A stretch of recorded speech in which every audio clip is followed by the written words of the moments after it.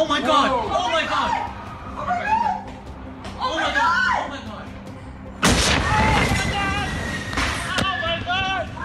Oh my God!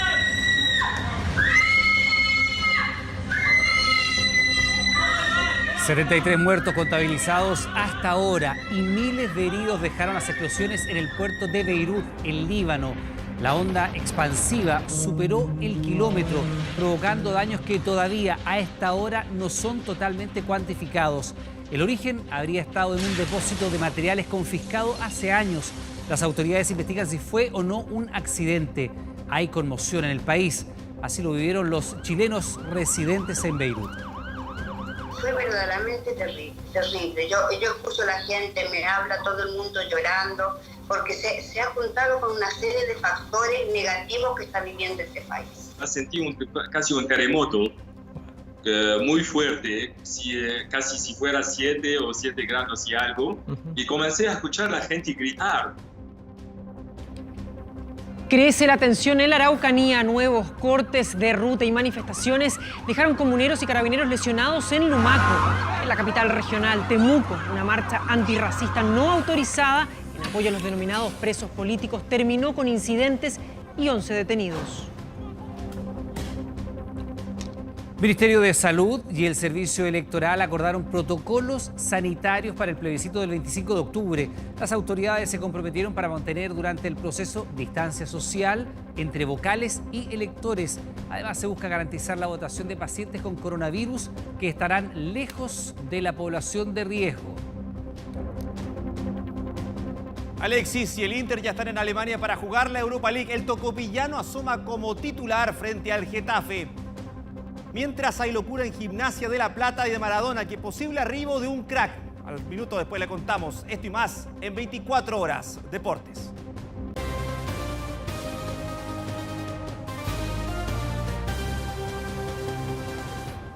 ¿Qué tal? ¿Cómo están? Buenas noches. Bienvenidos a las noticias en esta jornada que ha estado impactado por lo que ha ocurrido en el Líbano. Más de 70 personas muertas y al menos 3.700 heridos fue el saldo de esta enorme explosión registrada hoy en Beirut, la capital del Líbano.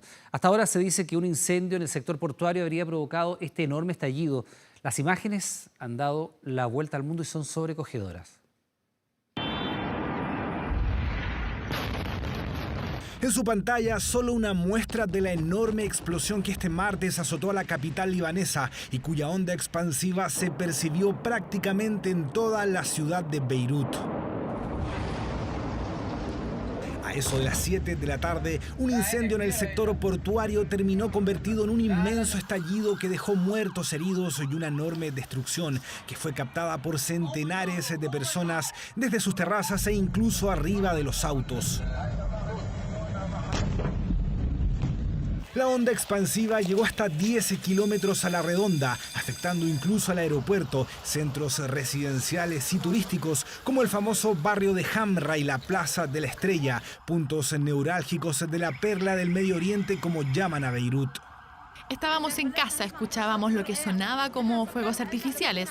Pensábamos que era un contenedor en el puerto que estaba en llamas y no podían apagarlo. Unos segundos después estábamos todos volando por el aire. Escuchamos la primera explosión, fuimos a ver qué sucedió, no tuve tiempo, no me di cuenta de que habría una segunda explosión. Los vidrios estallaron frente a mí. Según las primeras informaciones oficiales, estallaron materiales explosivos de alto poder incautados en los últimos años. La hija y esposa del primer ministro libanés están entre los heridos. Lo que sucedió hoy no pasará sin rendición de cuentas. Los responsables pagarán el precio de este desastre. Esta es una promesa para todos los mártires y los heridos. Este es un compromiso nacional. Se anunciarán medidas sobre el depósito peligroso que existe desde 2014, desde hace 6 años. Esta imagen en cámara lenta da cuenta de la magnitud del estallido.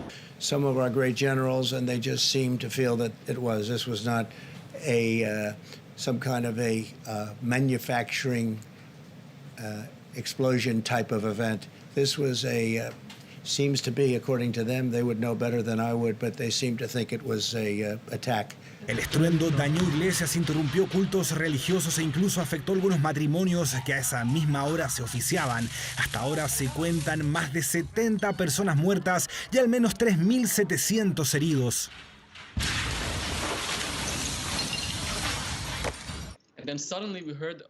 De repente oímos una explosión muy fuerte, los vidrios del auto en el que iba se rompieron y los de los autos que nos rodeaban, los edificios, todos los vidrios se cayeron. Llovían vidrios por todo Beirut.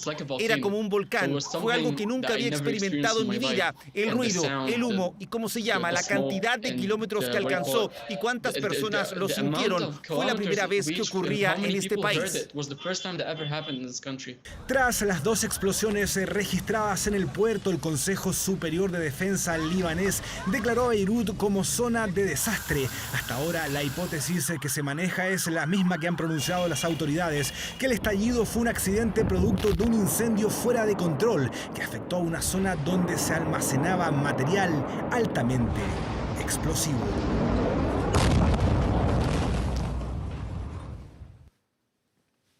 Bueno, ¿cuál es la importancia que tiene el Líbano dentro del Medio Oriente? ¿Esto será un accidente? ¿Puede obedecer algún ataque? Estamos con nuestro periodista internacional, compañero de labores, Anwar Farran, para comprender un poco más lo que está pasando allí. ¿Cómo estás, Anwar? Muy bien, Iván. Bueno, efectivamente la noticia internacional que ha marcado la jornada, más de 70 muertos y al menos 3.700 heridos en una explosión que se extendió hasta 10 kilómetros a la redonda.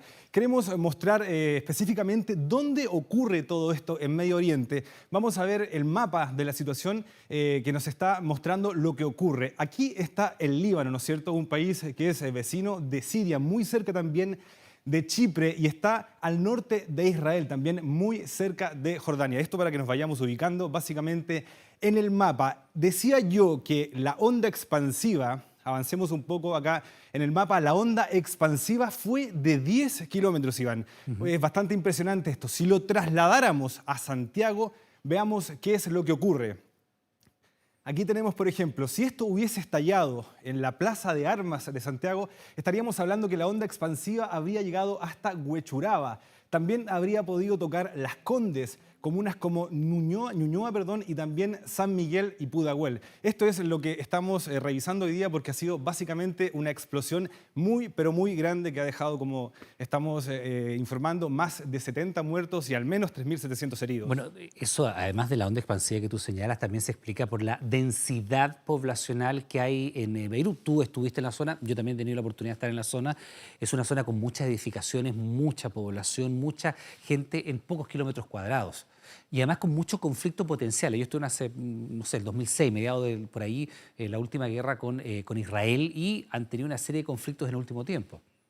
Efectivamente, el diseño urbano, el diseño arquitectónico es bastante accidentado. Y también lo que ocurre, esta explosión ocurre en la parte portuaria, ¿no es cierto?, en el borde costero. Pero hay que señalar también que las carreteras y también las vías de comunicación pasan muy cerca del borde costero. Así es que esto también ha sido muy, pero muy peligroso para las personas que viven en las cercanías, ¿no es cierto?, porque hay bastantes edificios, hay bastantes edificaciones. Y hablamos también que Beirut no es una ciudad muy grande, tiene cerca de 1 millón de habitantes y, como tú bien señalabas, hay una densidad poblacional bastante grande y que lo hace bastante también más complicado. Ahora, puede que haya gente que tenga percepciones muy erradas de lo que es el Líbano, y ahí estamos viendo algunos de los registros que son realmente impresionantes. Es un país que tiene una gran mixtura del punto de vista religioso, donde el presidente tiene que ser siempre un cristiano, donde el presidente del Parlamento tiene que ser de una confesión musulmana, y a su vez de otros poderes ejecutivos se van repartiendo y van alternando los poderes de acuerdo a los grupos religiosos. Conviven allí musulmanes sunitas, chiitas, cristianos, ortodoxos, maronitas, en fin, hay drusos, hay una serie de grupos y etnias que están allí. Y lo interesante, y que tú nos decías también, Anwar, hay una zona costera que es muy densamente poblada y donde en algún momento se iba a hablar de la Suiza del Medio Oriente, y que está muy cerca además de la zona de detonación. Entiendo que tenemos algunos registros, ¿no? Tenemos algunos registros de las terrazas, vamos a escucharlos y a verlos. Oh my God! Oh my God! Oh my God! Oh my God!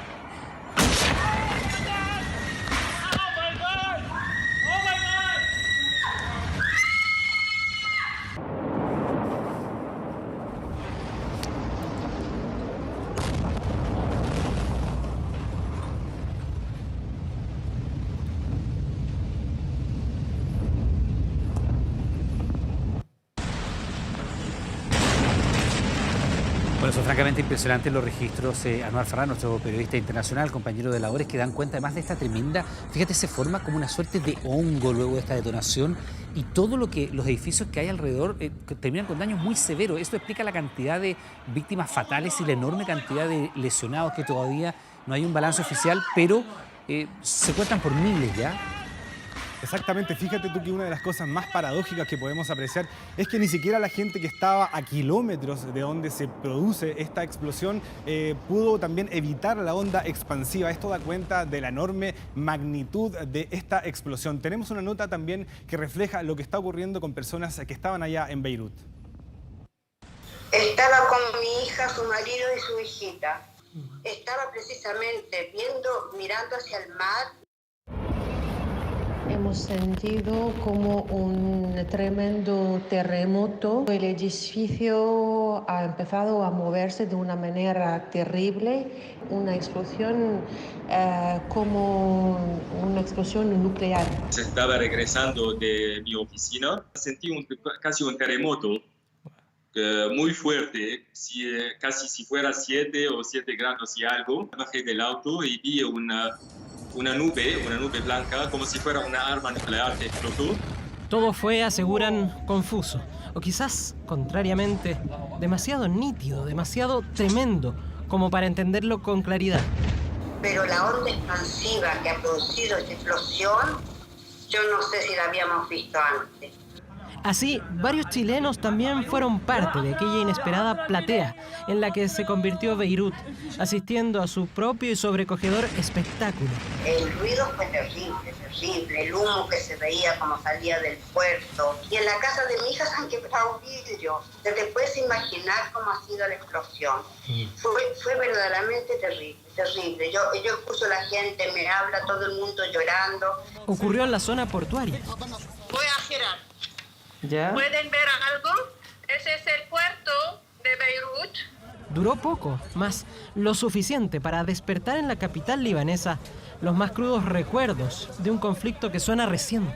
¿Vives hace cuánto tiempo allá? Ay, no me preguntes. He pasado toda la guerra libanesa. Hemos llegado en un momento muy bueno. Hemos vivido la guerra libanesa y ahora esto. La cruenta guerra con Israel, que comenzó en los 70 y solo terminó a comienzos de los 90, con rebrotes en los 2000, cuyo recuerdo, la explosión de hoy detonó con fuerza en estos chilenos. Mal para la gente porque comenzaron a sentirse que la guerra regresó, que los tiempos de los 70, 80 y los primeros años de los 90, como si la guerra civil va a comenzar de nuevo. Aunque el temor hoy, confiesan, parece haber superado lo conocido. Mira, este país ha vivido una guerra, pero la onda expansiva que ha producido esta explosión, yo no sé si la habíamos visto antes. Porque la guerra de 2006, cuando Israel llegó al Líbano, no sentimos lo que sentimos hoy. He conocido todas las guerras del Líbano, pero lo que hemos vivido ya ahora es como lo peor. ¿Qué pasó? ¿Por qué pasó? Hemos conocido una explosión tremenda.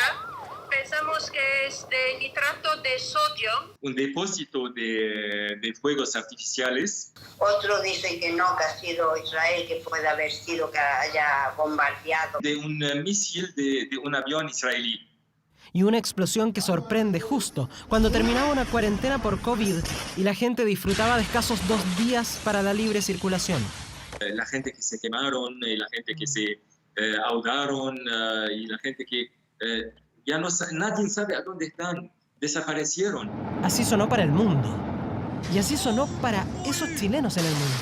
Confinados, a propósito del término tan manido en estos días, allí, en la capital de El Líbano, justo cuando sobrevino una explosión que todavía resuena. Bueno, ahí estaba entonces este informe. Las autoridades han pedido a las personas que se guarden en sus casas, que se queden en sus casas y también que utilicen mascarillas. Esto porque esta explosión también ha liberado, ¿no es cierto?, ciertos gases que podrían ser nocivos. Los hospitales también están bastante colapsados. Y hay que decir que esta explosión llega también en un momento donde Beirut y particularmente el Líbano atraviesan por una profunda crisis económica. Es lo que está ocurriendo allá en Beirut. Beirut y particularmente también la situación que ocurre en los hospitales es muy, pero muy preocupante. Mira, y lo que estamos viendo es tan impresionante para que ustedes se den cuenta de la magnitud de la onda expansiva. Estos son registros de personas que iban grabando porque estaba pleno el incendio y la onda expansiva incluso da vuelta a algunos vehículos. Y fíjate la cantidad, la distancia que hay, es tan impresionante que la fuerza llegue a volcar un automóvil que está a varios kilómetros por la misma costanera, ¿no?, que hay en esa zona donde hay además lugares turísticos, hay hoteles 5 estrellas. Muchísimos hoteles 5 estrellas, restaurantes, centros comerciales. Exactamente, de hecho hay personas que pueden tener una imagen algo errada de lo que es el Líbano y particularmente la ciudad de Beirut, porque está a 30 minutos de Siria, la frontera. Exactamente. Pero efectivamente ahí hay un polo de desarrollo muy importante y fíjate, la onda expansiva es realmente muy estremecedora. Mira, lo que estamos viendo ahí fue al interior de departamentos, porque no solamente esta onda expansiva llegó hasta, digamos, los sectores aledaños al borde costero, sino que también afectó viviendas, afectó centros comerciales, también afectó, bueno, como estamos viendo ahí en imágenes, un padre con un hijo que trata de protegerlo porque atravesó básicamente todos los estamentos de la cotidianeidad de la sociedad libanesa. Incluso en algunas iglesias hay registros en donde un padre, como estamos viendo en imagen, un sacerdote tiene que escapar y donde también podemos ver que elementos que caen desde digamos, el techo caen efectivamente sobre este sacerdote. La verdad de las cosas es que ha dado la vuelta al mundo básicamente por la magnitud de esta onda expansiva y hasta ahora, bueno, lo que se sabe en concreto y lo que han dicho las autoridades libanesas es que se trata particularmente de un accidente. Esa es la versión oficial. Estamos también en una zona caliente, digamos, desde el punto de vista político y geoestratégico, pero hasta ahora la versión oficial es que hablamos de un accidente, de un incendio que provoca esta explosión, Iván. En la zona portuaria, de momento no hay declaraciones oficiales de las autoridades a propósito de si hubiera o no una intencionalidad. Tampoco el grupo Hezbollah, que tiene un gran poder político y militar en el Líbano, se ha pronunciado al respecto, ¿no? Efectivamente, bueno, Hezbollah tiene un brazo político y también tiene un brazo paramilitar. Hasta ahora, bueno, como comentábamos, no hay alguna organización ni tampoco algún país que se haya atribuido esta enorme explosión que también provocó una densa y gran columna de humo rojo, afectando no solamente a esta parte del puerto. Incluso se dice también que el aeropuerto, que está, qué sé yo, a unos 10 kilómetros, ¿no es cierto?, desde donde se produce esta explosión, también resultó con ciertos daños. También el sector del barrio de Hamra, que es uno de los sectores más turísticos, y la Plaza de la Estrella,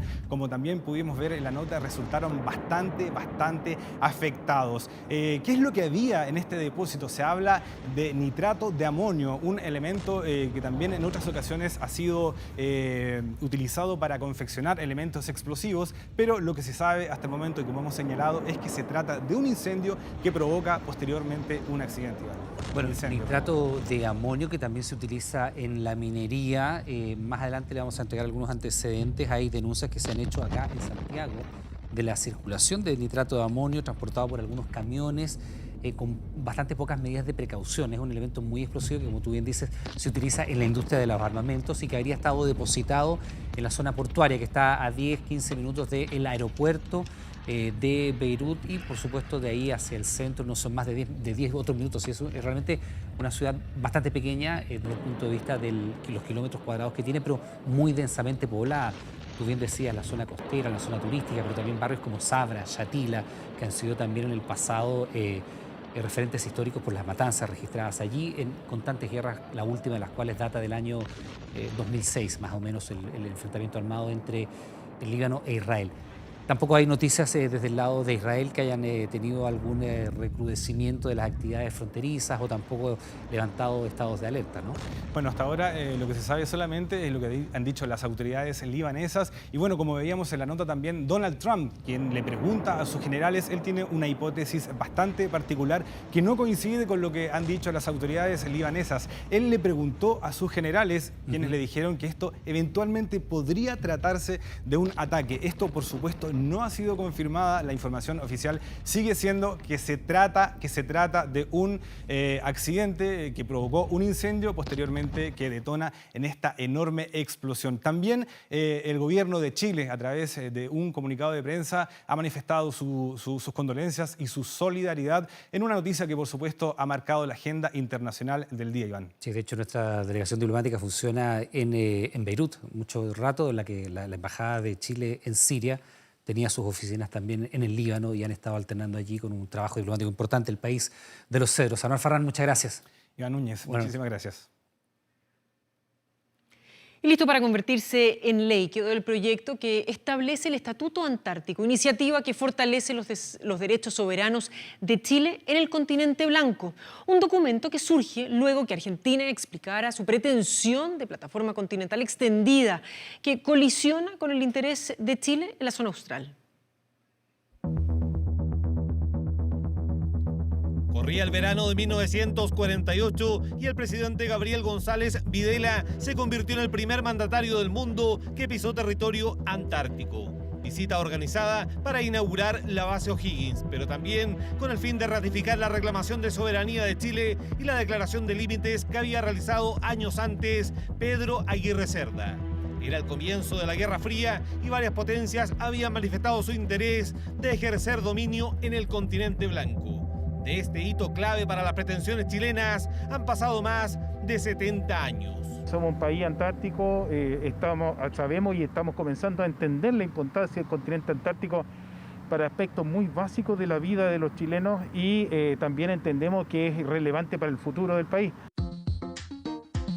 Para fortalecer el derecho a soberanía en el continente blanco, la Cámara de Diputados despachó a ley el proyecto que establece el Estatuto Chileno Antártico.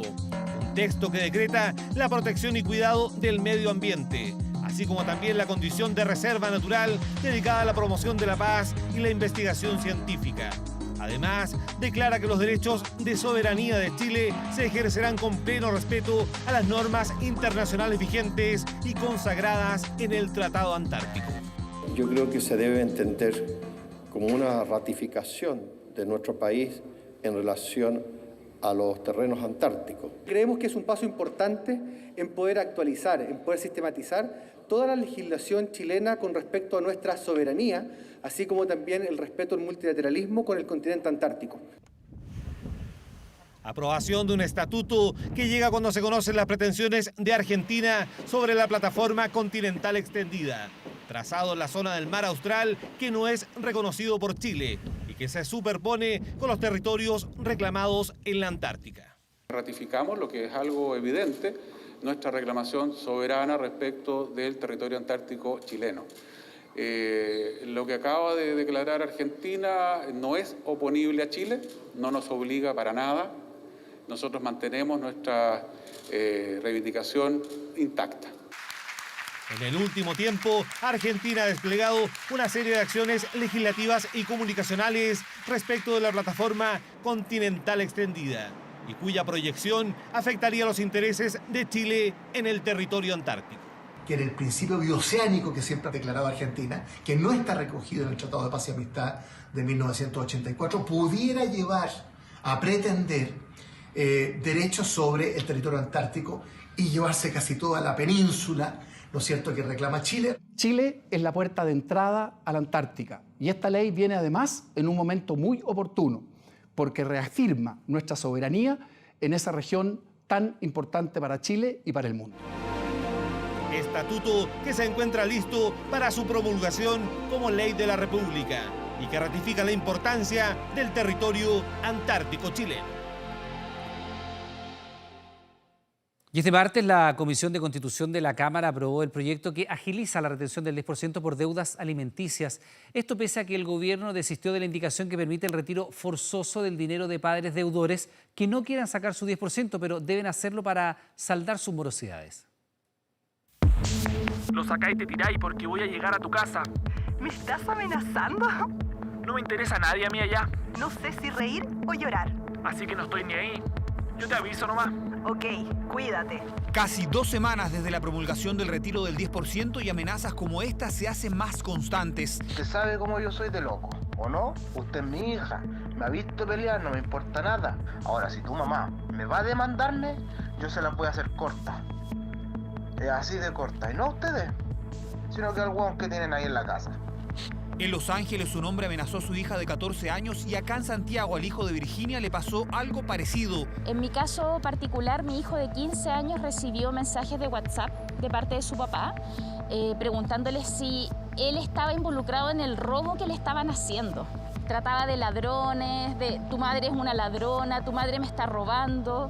Padres deudores de la pensión alimenticia que ante la amenaza de la retención del dinero de los fondos muestran su lado más violento. Creo que vio mucho más vulnerable hablarlo con un niño y más ofensivo. Si ustedes tienen alguna evidencia de su amenaza, ya sea una grabación o un WhatsApp, guárdenlo, tráiganlo y nosotros las vamos a acompañar. Una discusión que este martes tuvo su foco en el Congreso. La Comisión de Constitución de la Cámara aprobó el proyecto que agilizará la retención de fondos por deudas de pensión alimenticia. Sin embargo, el gobierno desistió de la indicación que permitiría el retiro forzoso del dinero de los deudores que no quieren sacar su 10%, pero debían hacerlo para saldar sus morosidades. Lamentablemente el proyecto se aprobó sin eso, que a nuestro juicio es el corazón, debiese ser el corazón del proyecto. Nosotros vamos a continuar con nuestro proyecto, que es una reforma constitucional, que es perfectamente posible de aprobarla. El juez, a petición de parte de oficio, puede establecer medidas cautelares para asegurar, en ese caso, la obligación del deudor a que haga todo lo posible para pagar esa deuda. En virtud de esta norma, no sería necesario agregar una norma adicional. Este miércoles debería aprobarse un proyecto que ha tenido una cifra récord de solicitudes. Según la Corte Suprema, se han confirmado más de 409.000 requerimientos, aunque de ellos 229.000 son causas por alimentos posiblemente incumplidos y un total de 214.000 deudores. Muchos demandantes han duplicado la presentación de escritos. Pretender que en 24 horas se asuma el trabajo que normalmente se realiza en 1 año y medio no resulta realista. Este proyecto de ley también nos preocupa en orden a que contiene algunas normativas que pudieran ser contrarias a su objetivo, en vez de agilizar, recargar el trabajo de tribunales de familia. Un debate por el retiro de los fondos que ha llevado a conocer distintos episodios de violencia por parte de padres deudores, mensajes por redes sociales, llamados a hijos, insultos y amenazas que han activado las alarmas de distintas ONGs, pero también del Ministerio de la Mujer. Y primera vez que a los hombres realmente los están apremiando, entonces creemos que pueden haber agresiones, hostigamiento y un maltrato que ojalá las autoridades se anticipen. Se debe forzar al retiro de los padres deudores sin la indicación del gobierno. Esta es una posibilidad que solo podría concretarse de avanzar en el Congreso una reforma constitucional. La exdiputada Marcela Sabat y el exsecretario de Estado Claudio Alvarado juraron hoy como senadores en reemplazo de los nuevos ministros Andrés Alamán y Víctor Pérez. En la Cámara, uno de los 3 nuevos diputados también inició funciones tras el debate que se reabrió por el mecanismo utilizado para reemplazar a los miembros del Congreso. ¿Cómo estás, senador? Es una casa conocida. Antes tenía que pedir permiso para entrar al hemiciclo.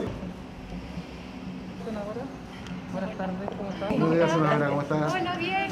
Ella llegó al Congreso como tantas veces, pero esta fue la última que fue llamada diputada. Entre saludos y felicitaciones, Marcela Sabat se despidió del cargo que ejerció por 10 años para convertirse en la primera mujer que integrará el Comité de Senadores de RN en esta legislatura. Partí de una forma donde las cosas eran muy distintas en esta Cámara de Diputados. Él, según sus palabras, volvió a casa porque en el Congreso ya trabajó como diputado, lugar que visitó en innumerables ocasiones como subsecretario y ministro de las Express, cartera que dejó visiblemente emocionado hace pocos días, tristeza que hoy se convirtió en felicidad. Sí, juro, presidenta. Sí, juro, presidenta. Juramento listo y a ocupar sus posiciones. En RN, Marcela Sabat tomó el lugar del ahora ministro Andrés Alamán. Seguir en la línea de trabajar es la mejor respuesta para los afectados de esta crisis. En la UDI, el ahora senador Claudio Alvarado ocupará el escaño del nuevo ministro del Interior, Víctor Pérez. Es un desafío sumamente importante que lo asumo con un profundo sentido de responsabilidad. Dos designaciones determinadas por sus respectivos partidos políticos, como establece la Constitución, un hecho que reabrió el debate, porque el mecanismo tiene detractores. El mecanismo de reemplazo tiene que garantizar, en primer lugar, que la voz de los ciudadanos se respete. Es bueno que sean decisiones emanadas de las bases. Polémica que, si es debatida, se hará cuando termine la pandemia. Pero no solo en el Senado hubo modificaciones. A la Cámara arribó el primero de los 3 nuevos diputados. Declaro a vuestra señoría investido del cargo de diputado. La verdad es que no vengo a reemplazarlo a él, eso sería muy difícil. Lo que sí vengo es a hacer una gestión de unidad, una gestión con calle. Camilo Morán reemplazó a Mario Desbordes, de quien incluso fue jefe de gabinete. Y este miércoles jurarán los últimos 2 en sus escaños. Nora Cuevas, de la UDI, que reemplazará a Jaime Belolio, y Tomás Fuentes, que asumirá en el lugar de la ahora senadora Marcela Sabat, configurando así la nueva Cámara de Diputados. Nuevos incidentes se produjeron esta jornada en la Araucanía en medio de un clima de tensión. Manifestaciones antirracistas en distintos puntos de la región terminaron con comuneros y carabineros heridos. En tanto, la persona que este lunes fue captada incendiando un camión enfrentó a la justicia y quedó en prisión preventiva.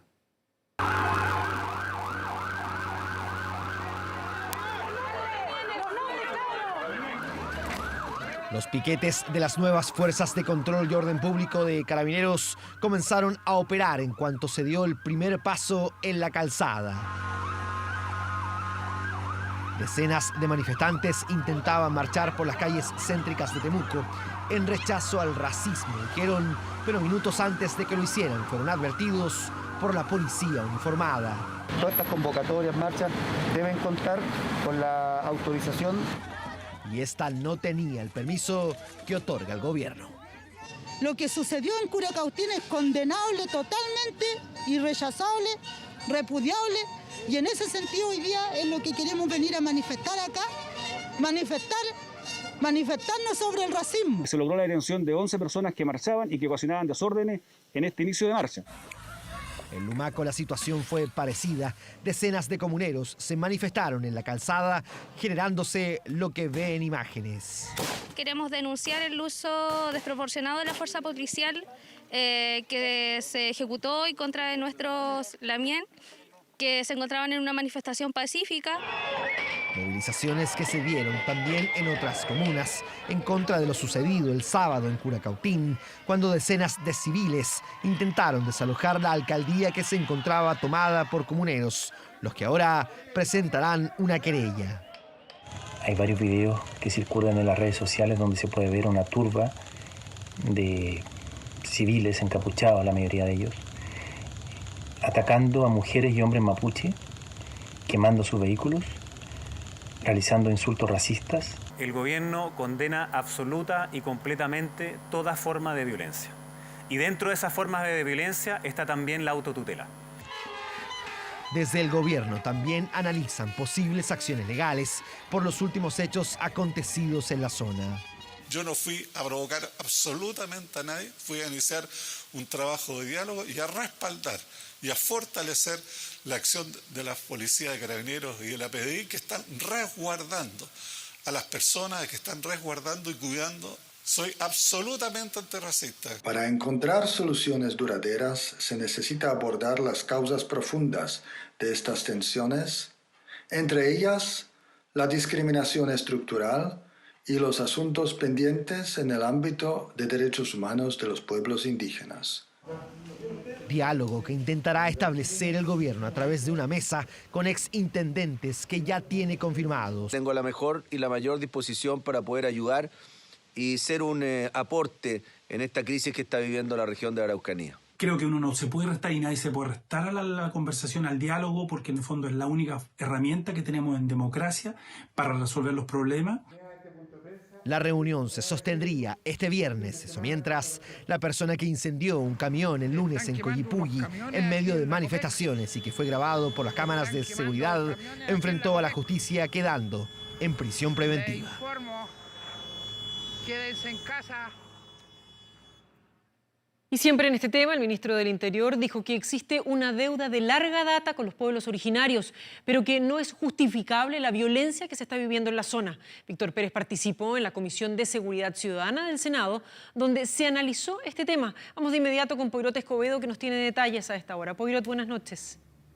¿Qué tal, Carolina? Buenas noches. A raíz de los hechos de violencia registrados en las provincias del Biobío y Arauco, se dio lugar a esta Comisión de Seguridad Pública en el Senado, en donde el ministro del Interior, Víctor Pérez, el fiscal nacional, Jorge Abbott, y el general director de Carabineros, Mario Rosas, tuvieron cita para analizar tres aspectos principalmente: un balance de las políticas realizadas desde el año 90 a la fecha para resolver el conflicto entre el Estado chileno y el pueblo mapuche, un balance también de los hechos registrados en los últimos días, con su punto más álgido, el desalojo de municipios que involucró a civiles, y finalmente la dotación y la estrategia para garantizar el orden público en este territorio. Pasemos a escuchar rápidamente cuáles fueron estas impresiones.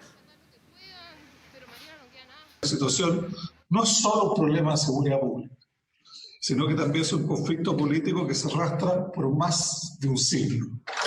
En tal sentido, hay una deuda con nuestros pueblos originarios y hay una deuda con una zona de nuestro país que manifiesta problemas socioeconómicos profundos.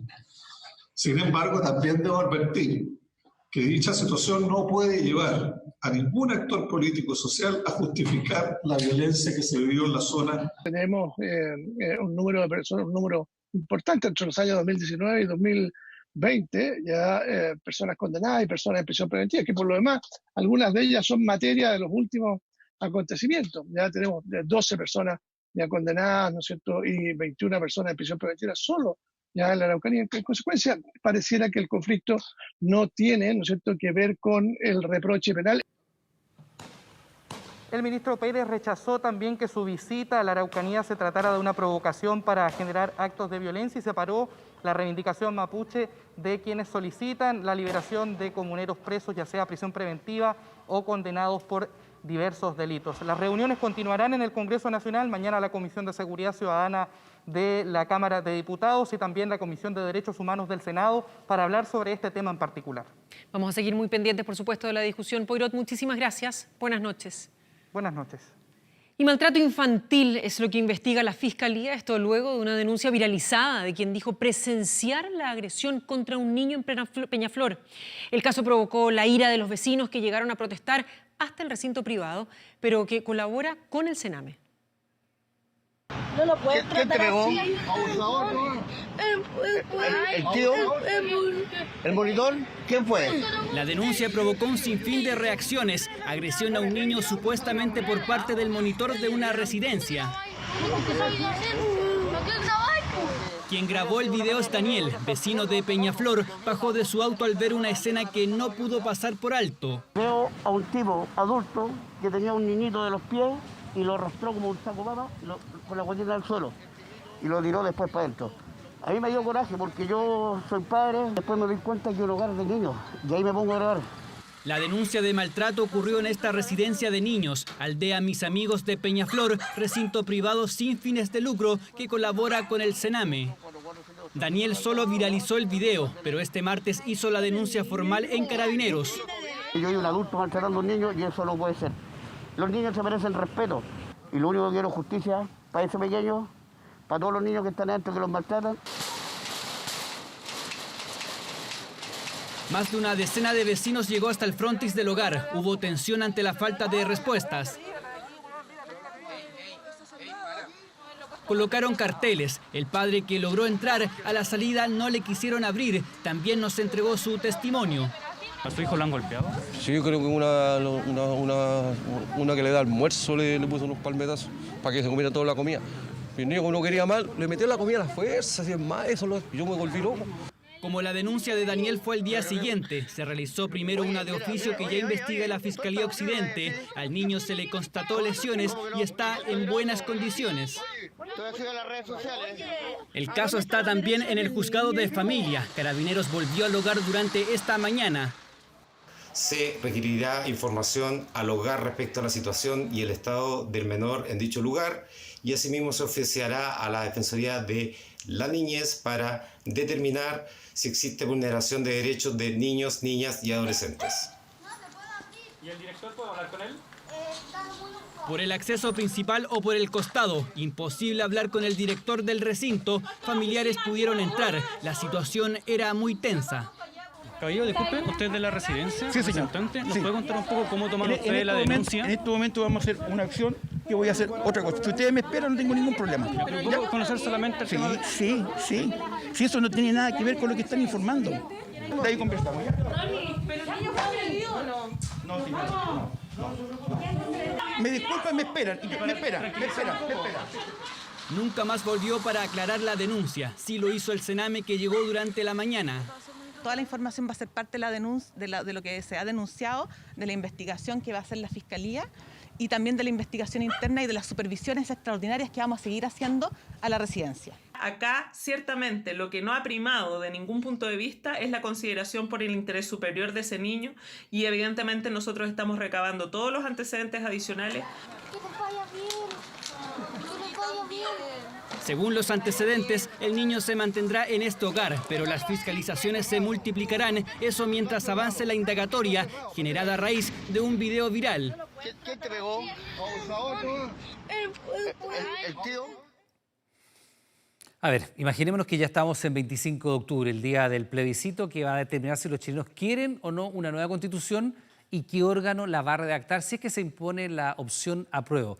Y esta elección, que va a ser en modo COVID, bueno, va a tener medidas sanitarias que van a obligar a que se desarrolle un proceso muy distinto a los anteriores, a lo que estamos acostumbrados. ¿Con qué nos vamos a encontrar ese día? Primero, con una mesa bastante más distinta, fíjese, mucho más larga, porque los vocales van a tener que mantener la distancia entre ellos en todo momento. En el mejor de los casos van a ser 5 las personas que van a estar a cargo de esta mesa. Va a estar el presidente, por supuesto, el comisario, el secretario y 2 vocales. Uno de ellos va a cumplir un rol fiscalizador. ¿Por qué? Porque será el encargado de coordinar el flujo de electores. Estará siempre atento al respeto de la distancia que tiene que tener cada uno de ellos y siempre vigilará que todos utilicen la respectiva mascarilla. ¿Qué ocurrirá con los apoderados, los representantes de cada opción? Bueno, esta vez, fíjese usted, van a tener que permanecer al menos a un par de metros de la mesa y no a centímetros cuando se estén disputando o reclamando un voto dudoso. ¿Qué otros aspectos se definieron durante esta jornada? Si uno quiere votar, no va a ser necesario entregar su carnet como antiguamente. Bastará con que el vocal lo mire y certifique los datos. Es algo bastante parecido a lo que hoy día utiliza Carabineros para fiscalizar en las calles. Otro elemento importante es que la mesa siempre tiene que contar con alcohol gel para sanitizar, un basurero también de color rojo, ahí atrás, se da cuenta, que va a ser utilizado para desechar cualquier elemento que pudiera ser contaminante. Ahora vamos a poner atención atrás, en la cámara secreta. Se va a ubicar a metros de distancia de la mesa y no va a tener, como antiguamente, ni cortinas ni puertas. Ahora usted dirá, ¿para qué? Bueno, para que circule libremente el aire. Por eso también se va a ubicar cerca de una pared para resguardar de esta manera el secreto del sufragio. En la fila solo va a poder haber 5 electores a la vez. Es decir, si todo fluye, habrán 3 personas a la espera, uno entregando sus datos y otro sufragando en esta cámara secreta distinta. Es un proceso distinto, por supuesto, luego de que el CERVEL determinara junto al Ministerio de Salud estas medidas sanitarias, pero no son las únicas. Llevo mi propio lápiz. ¿Qué va a ocurrir, por ejemplo, con los pacientes con COVID? ¿Habrá horario especial para adultos mayores? Los detalles los vemos en la siguiente nota. 25 de octubre, fecha en que se realizará un plebiscito inédito, no solo por lo que Chile determinará, también por la forma en que se desarrollará. Esta imagen se evitará a toda costa. Adiós a las aglomeraciones para evitar contagios por COVID-19. Así se verá la fila cuando usted llegue a votar. Máximo de 5 personas, que incluye a quien esté sufragando, separadas por 1 metro de distancia como mínimo. En lugares cerrados como colegios será la misma disposición, salvo que los electores deberán esperar afuera de la sala de sufragios. No olvide su alcohol gel para evitar contagios, menos la mascarilla, porque será obligatoria. Nos está llevando a pensar en locales más amplios que permitan mesas separadas que a su vez aseguren el distanciamiento social, pero también que todos los electores, electoras vocales cuenten con sus mascarillas, cuenten con alcohol gel 70%. Se evitará que los vocales de mesa pertenezcan a grupos de riesgo y cada uno recibirá un kit sanitario. Todo de acuerdo al protocolo elaborado entre el CERVEL y el MinSal, que por ahora recomienda que cada votante lleve su propio lápiz, uno grafito para marcar el voto, otro de pasta para firmar la planilla, pero eso, atención, aún no está definido.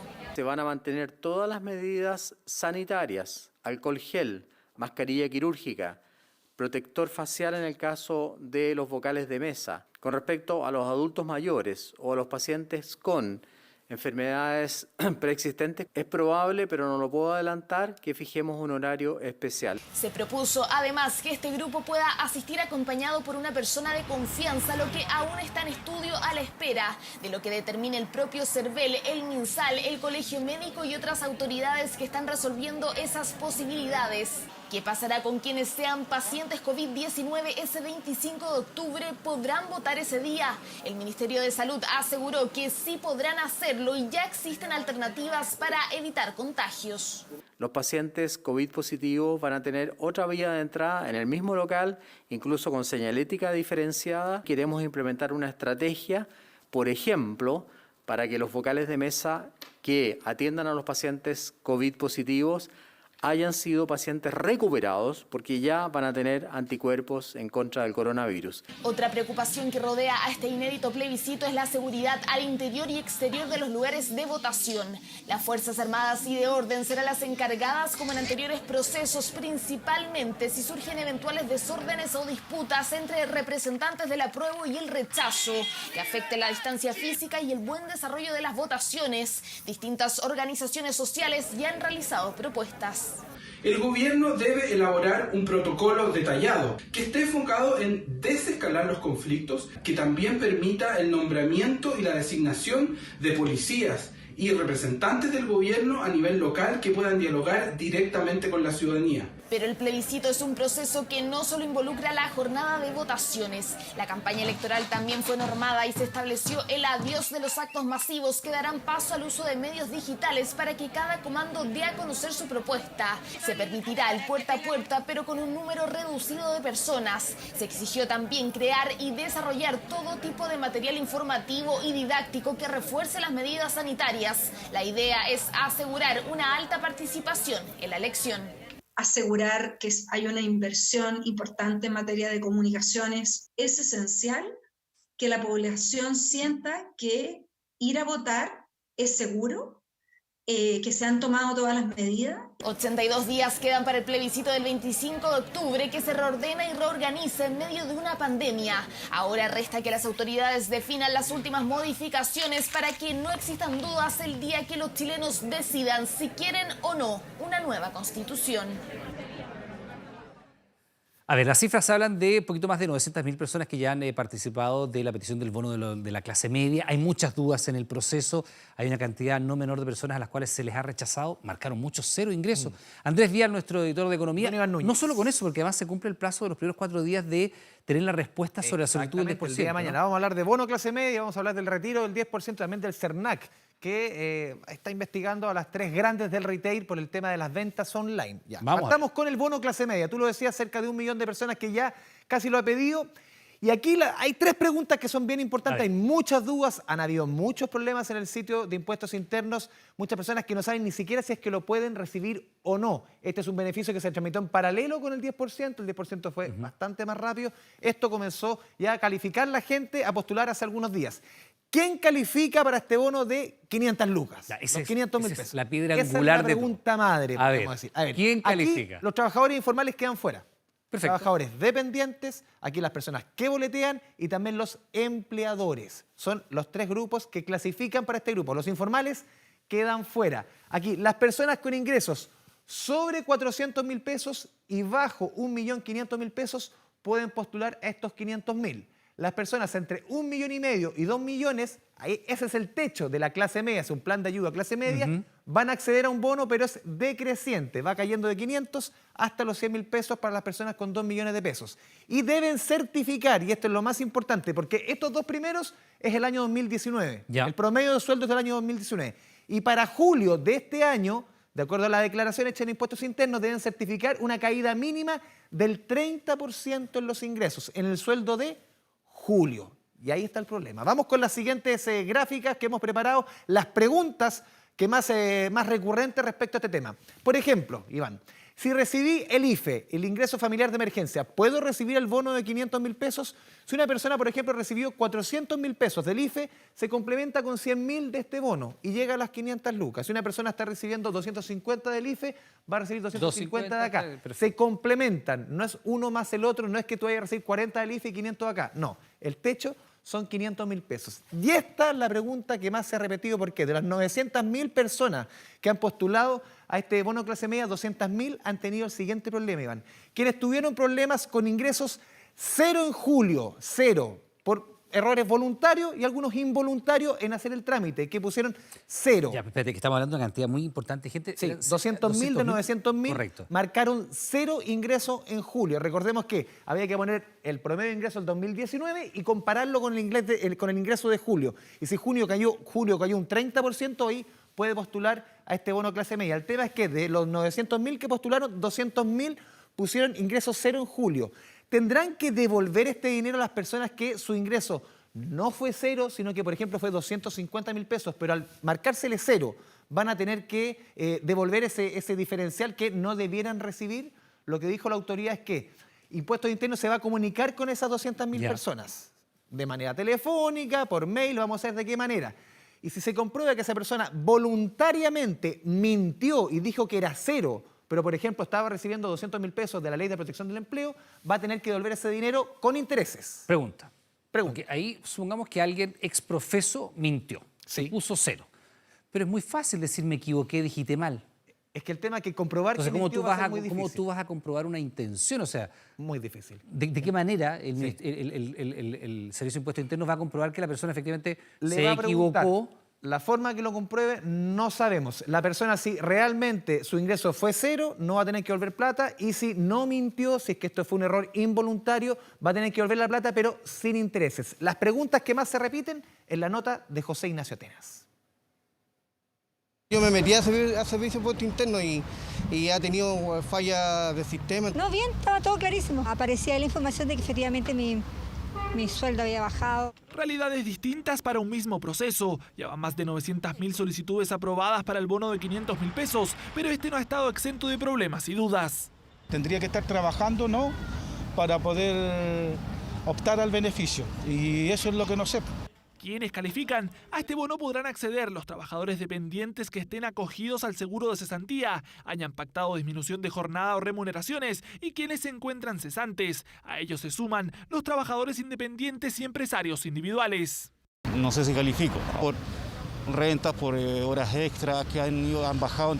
Los requisitos monetarios son los siguientes. En el año 2019, la persona debe haber recibido en promedio ingresos entre 400.000 y 1,5 millones de pesos, que se hayan reducido al menos un 30%, mientras que quienes estén entre el 1,5 millones y los 2 millones de pesos podrán acceder, pero de manera decreciente. No es reembolsable, que no tiene que devolver. Es muy relevante decir que son ingresos que se pueden acreditar, por lo tanto son ingresos formales. Bono al que también podrán acceder quienes recibieron el ingreso familiar de emergencia, pero de manera proporcional. Es decir, si una familia de 4 personas recibió 400.000 pesos por el IFE, el bono será de 100.000 pesos. Proceso al que el sistema ha presentado problemas como caídas de página, acreditación de ingresos, el seguro de cesantía, temas tributarios y licencias. Todo lo que son los datos que venían de la AFC en materia de Ley de Protección del Empleo, del seguro de cesantía. Eso ya lo pudimos subsanar. También unos ingresos que venían por temas tributarios de las zonas extremas. Esperamos subsanarlo a la brevedad en los ingresos que no se podían acreditar de personas que estaban con licencia. Sin embargo, el mayor problema ha sido para quienes fueron aceptados con el bono, tras quedar en el sistema con 0 ingresos en el mes de julio. Se trataría de al menos 200.000 personas que el propio Servicio de Impuestos Internos las contactará para verificar sus datos. Una persona que puso 0, pero la disminución de sus ingresos no era un 30% o más, entonces esa persona no le correspondía el bono. Y en esos casos, nosotros sí estamos construyendo un mecanismo para que estas personas puedan devolver el bono. Solamente aquellas personas que luego, habiéndose probado que pusieron una vez que era 0 y después ratificaron que era 0, pero sin embargo eso no era cierto, por supuesto que a esas personas les corresponde que tengan que devolver ese dinero. Problemas del Servicio de Impuestos Internos al que la Comisión de Economía del Senado ofició y citó a su director. Es urgente una respuesta y una acción de parte del Servicio de Impuestos Internos en esta materia, sobre todo pensando en las familias que hoy día con urgencia requieren la respuesta del Estado. Proceso que durará por todo el mes de agosto y que se espera que a partir de este sábado se sume la posibilidad de solicitar los créditos blandos. Ya, ¿cómo va a comprobar impuestos internos que esa persona mintió? Yo se lo encuentro muy difícil, porque el argumento de me equivoqué es irrebatible. Sí, se va a rebatir. Está nervioso, no sé qué, apretar la tecla. Pasemos del bono clase media al retiro del 10%. ¿Por qué? Porque mañana es un día importante. Mañana comienzan a entregarse vía mail o vía mensaje la aprobación o el rechazo de las primeras solicitudes del primer día. El primer día, el jueves pasado, los 4 días hábiles pasan, se cumplen 3,5 millones de solicitudes. Vamos con la gráfica para ir resumiendo los números. 7,7 millones ya de afiliados han hecho la solicitud, Iván. Esto quiere decir, 2 de cada 3 afiliados al sistema ya hizo la solicitud. Mañana, ¿qué es lo que sucede? Comienza a llegar los mails o mensajes de texto con la aprobación o rechazo de la solicitud. Pregunte. ¿Comienzan a llegar los mails o tienen que llegarte mañana la respuesta? O sea, 4 días hábiles. Tienen que llegar mañana los del primer día. Perfecto. Algunos le empezaron a llegar hoy ya a esa hora de la tarde. O sea, usted mañana le tiene que llegar vía mail o mensaje, tiene que tener la respuesta. Exactamente. Perfecto. Eran 4 días hábiles de plazo máximo. Algunos les comenzó a llegar el día de hoy. A ver, la persona que se le rechaza, esto es importante, la AFP tiene que decirle por qué. Y lo segundo, que puede subsanar, obviamente, ese error. Lo más común es que el error en la cuenta bancaria, hay diversos errores, pero tiene que abrirse la posibilidad de poder rectificar esa información. El 13 de agosto debiese ser el primer pago, que puede ser el primer pago de 2 para algunos, los que vieron más de 1 millón, o el pago único para los que vieron de 1 millón para abajo. Y que no le hayan rechazado todavía esto. Exactamente. Perfecto. Es el procedimiento. Los 10 días hábiles corren a partir de la solicitud, no de la aprobación. Perfecto. Por eso pongo el 13 de agosto, que es la próxima semana. Vamos con la siguiente gráfica. Seguimos viendo los números. El promedio que se ha retirado o que se ha solicitado retirar, 1.440.000. Hace 2 semanas yo te decía que de acuerdo a la super de pensión el promedio iba a ser 1.300.000. Estuvieron bien cerca. 1.300.000, 1.440.000. El 96,5% de las personas que han solicitado este retiro mediante cuenta bancaria. La gran mayoría cuenta corriente, cerca del 40% cuenta RUT. Mira, cuenta 2, solamente un 2,5%, y las otras alternativas, cooperativa, caja de compensación y efectivo, solo un 1%. Aquí está casi... Ya, pero, yo sé que no se puede hacer la relación directa, pero el hecho de que no vaya a un instrumento de ahorro... Quiere decir que la persona lo va a gastar. Quiere decir que las personas están utilizándolo para gastar, o sea que efectivamente ese salvavidas que necesitan para capear. Pagar deudas, comprar alimentos y cosas todo. De primera necesidad. Una radiografía justamente de lo que ha sido este retiro en rango etario, cuánto han sacado la totalidad de la plata, es la nota de Jaime Quesada. Prefirió esperar, evitar el atochamiento de las páginas web y resolver sus dudas. Ángela llegó al Liceo República de Brasil en Santiago Centro, uno de los establecimientos donde se puede hacer la solicitud del retiro del 10% de forma presencial. Me complicó mucho hacerlo sola porque aunque yo entiendo mucha computación, pero prefería venir personalmente para ver bien los pasos y las letras chicas. A 6 días del inicio del proceso ya son más de 7 millones de afiliados los que se inscribieron para recibir parte de sus ahorros. En promedio sacarán un poco más de 1.440.000 pesos, un número que corresponde, también en promedio, al 40% de los fondos de quienes se retiraron. Rubén recibirá un poco menos de esa cantidad. Hay plata que se van a invertirse, puede ser en la casa, puede ser unas pequeñas deudas que uno está dejando atrás. La radiografía del retiro reveló que el 56% de las solicitudes fueron hechas por hombres y un 44% por mujeres. Además, que casi el 70% de los menores de 35 años solicitó su dinero y que el 13% de los actuales pensionados también quisieron sacar parte de sus saldos. Rubén fue uno de ellos. Que la pensión mía son 147. Gracias a Dios y es la buena suerte que tengo mis manos buenas todavía, porque imagínense yo con mi señora con 147, ¿qué hacemos? Una situación que es monitoreada con atención por la autoridad, sobre todo por el recálculo de esas jubilaciones. Si la persona saca un porcentaje bajo de su saldo, por ejemplo, saca un 10% del saldo, y nosotros le recalculamos su pensión va a subir, probablemente. Pero si la persona saca un 30% del saldo, su pensión va a bajar. Impacto que también se produciría en los más jóvenes. Hay un grueso de personas que van a ver mermadas fuertemente sus pensiones en el futuro, especialmente uno diría la gente más joven, porque los primeros años de cotizaciones son muy importantes para la hora de conformar una pensión. El proceso del retiro vivirá un día clave este miércoles, porque los que hicieron la inscripción el 30 de julio comenzarán a recibir la confirmación o rechazo de la solicitud. Una persona que ingresó mal, sus antecedentes, no tiene ningún problema, se le va a rechazar su solicitud y va a poder ingresar una nueva solicitud. Y si todo sale bien, quienes se registraron los primeros días podrán recibir su dinero el próximo 13 de agosto. A ver, mañana, hoy día, ya comenzaron las aprobaciones o rechazos. Me acaba de escribir un amigo que le dijeron rechazo. ¿Por qué? Porque tenía una cuenta bipersonal. No se cuenta, puede, me imagino, con la pareja, por ejemplo. Y eso no se puede, solamente una cuenta personal. No solamente una cuenta que sea tercero. Una cuenta tiene que ser personal. Otras personas con problemas con el carnet, que lo tenía vencido. Ojo con eso, que recordemos que de acuerdo a la información que entregó el Registro Civil, se prorrogaba la vigencia del carnet un año, del año 2019 al 2020 y los 2020 al 2021. Pero no nunca en el 2015, pues. Nunca en el 2015. No, obviamente. Esa persona obviamente va a tener que subsanarlo o cruzar ese dato con el Registro Civil, porque eso no debió ocurrir, eso no era un error. Recordemos que se prorrogaba la vigencia. Sí es más recurrente el error en las cuentas bancarias. O en digitar el número de la cuenta, o poner un correo electrónico que no corresponda. Pero además, bueno, mañana usted le van a decir...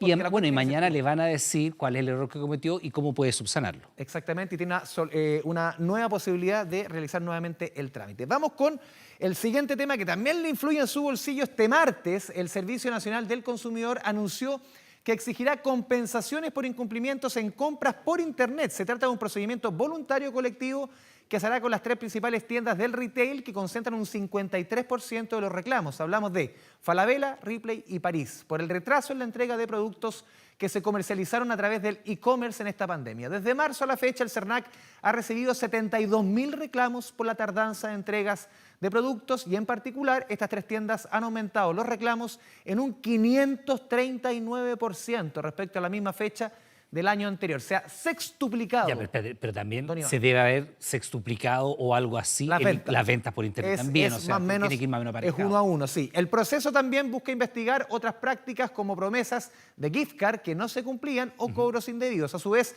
desde el CERNAC señalaron que se establecerán criterios claros de compensación, además de no descartar otras acciones contra quienes tienen un menor porcentaje de reclamos. Los invitamos a escuchar declaraciones del director del Servicio Nacional del Consumidor, Lucas del Villar.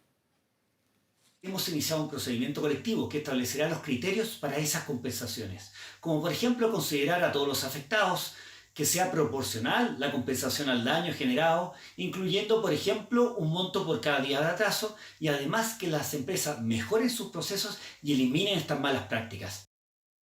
Un aumento en reclamos que ha sido bien proporcional también, Iván, al aumento en las ventas. En el fondo va bien mano a mano, pero están al debe de igual forma. No, sí, evidentemente. Muy al claro, porque naturalmente de aquí en adelante, además, el e-commerce va a cobrar una fuerza que probablemente no había tenido en años anteriores y con la pandemia se ha reforzado mucho. Don Iván Núñez. Andrés Díaz, como siempre, muchas gracias. Chao, chao. Buenas noches. El conocido empresario Emeterio Ureta protagonizó un polémico acto. Fue sorprendido encerrando a un trabajador en la maleta de su camioneta. Según él, lo hizo porque el hombre no tenía salvoconducto. La persona que grabó anunció acciones legales. 1 de la tarde, Suecia, esquina Hernán Cortés. En el pick-up de la camioneta había un hombre. A todas luces parecía una acción extraña, más aún con lo que iba a ocurrir después. Oiga, ¿va a llevar a esa persona metida ahí? Se trataba del mediático empresario Emeterio Ureta. Él daba explicaciones mientras era increpado por alguien que lo grababa con recelo. Sí, pero no la puede llevar metida ahí, pues. ¿No puede llevarla metida ahí? Pero igual no la puede llevar metida en el portalón. Reconocía su actuar, pero ponía paños fríos al episodio con una particular respuesta. Sí, no puede hacer eso. Por eso, para que no pegamos la cuestión. Es que igual no puede. Sí, o sea, como persona... Pidió perdón, pero no hubo caso. Ureta se fue igual con el hombre escondido en la parte trasera de la camioneta. Se trataría de un empleado de su empresa. Karime fue quien lo grabó. Mira, la justificación fue que no tenía salvoconducto y que necesitaba el trabajo a la persona, como casi que le estaba haciendo un favor. Entonces le dijimos en realidad que no podía llevarlo atrás, o sea, porque no lo llevaba adelante por último. Pero igual, no la puede llevar ahí, eso es contra todo derecho. Intentamos comunicarnos con Emeterio Ureta. No quiso usar su derecho a réplica. Solo dijo que fue suficiente con las disculpas que le pidió a Karim. Porque nos parece que es una falta contra la dignidad de ese trabajador. La verdad es que no tiene nombre. Condenamos enérgicamente esta violación a los derechos fundamentales de ese trabajador. Si no existiesen las declaraciones de desconfinamiento que ha dado el gobierno, acciones como la de este desalmado empresario no serían posibles. Se entiende como una vulneración de derechos fundamentales, porque claramente se está violando en este caso la integridad física del trabajador al obligarlo a ir encerrado en una portamaleta. Además se está vulnerando su libertad personal. En ese sentido, el trabajador podría accionar contra su empleador, acusando la vulneración de sus derechos fundamentales. Karime, la testigo, aseguró que hará una denuncia a Fiscalía contra Emeterio Ureta con esta prueba. Sí, no puede hacer eso. Para que no pegarnos la cuestión. Es que igual no puede. Sí, o sea, como persona. Y el senador Manuel José Osandón será formalizado por delito reiterado de tráfico de influencias. Tras la decisión de la Fiscalía, el parlamentario reiteró su inocencia, pero decidió suspender su militancia en Renovación Nacional para enfrentar el proceso. El caso surgió luego de que la acusación del alcalde de Pirque, primo del senador, hablamos de Cristian Balmaceda, quien señaló que hubo presiones de Osandón en el Consejo Municipal que buscaban favorecer a una empresa de extracción en la que se desempeñaba uno de sus hijos. Manuel José Osandón cuenta con fuero parlamentario y el día de la audiencia de formalización, en donde serán informados de los eventuales delitos investigados y el plazo de la indagación, aún no ha sido definido. Durante la tarde de este martes, el senador Osandón aseguró en su cuenta de Facebook que la formalización no lo sorprende.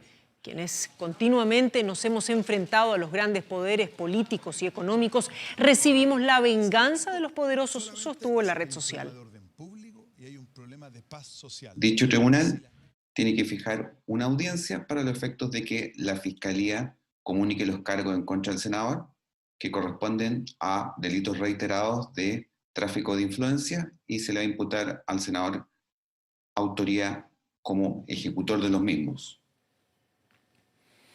Desde hoy será más fácil postular al subsidio de arriendo que otorga 250.000 pesos mensuales. El Ministerio de la Vivienda decidió eliminar algunos requisitos para facilitar que 100.000 hogares accedan a este beneficio. El beneficio es plata líquida directo al bolsillo. En total 250.000 pesos que durante 3 meses serán entregados a 100.000 hogares chilenos que, golpeados por la pandemia, acrediten una reducción de al menos un 30% en sus ingresos. Tenía que pagar 300.000 pesos y tuvimos que buscar otro arriendo por 200.000 pesos. Entonces igual el que uno se gane este beneficio es tranquilidad. Esa es la palabra, es tranquilidad de no estar asustada si el próximo mes voy a tener o no para pagarlo. Jennifer postuló en el primer llamado del 14 de julio, donde se pedían muchos requisitos. Ahora es más simple. Hay que acreditar la pérdida de empleo, no ser propietario y estar arrendando, pero ya no será necesario estar en el registro social de hogares.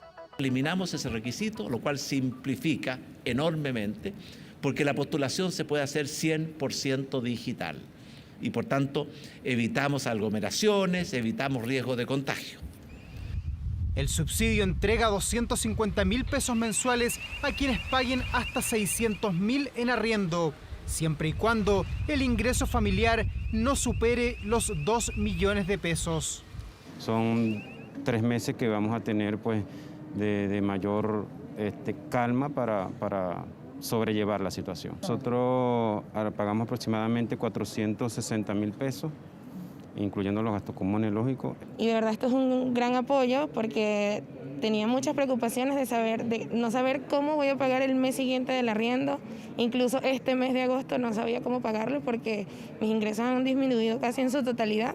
Vamos a entregar flexibilidad para que incluso personas que no tenían formalizado su contrato puedan acreditar que tenían un arriendo, pero si tenían un arriendo con anterioridad al 31 de mayo y lo tienen todavía vigente, pueden postular este subsidio. Todas las postulaciones se realizan por internet a través del portal Minbu.cl. Son 100.000 subsidios de 250.000 pesos mensuales que se entregarán hasta el próximo 24 de agosto. En 1 minuto y 30 segundos, 4 violentos delincuentes balearon al dueño de un mini market de Maipú. Le pegaron en la cabeza a su esposa y se llevaron 500.000 pesos.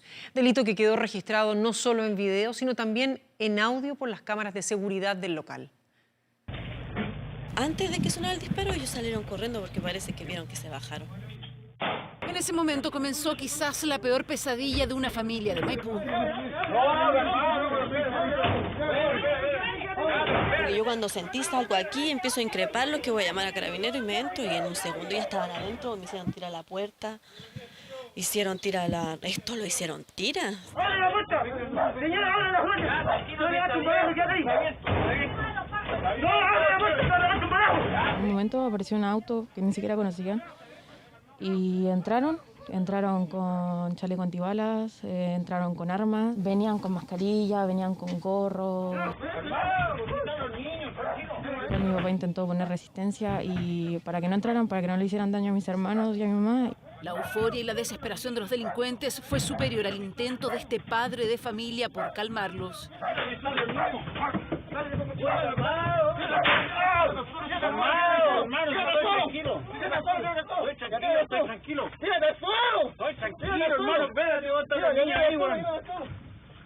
Los ladrones se pusieron más agresivos.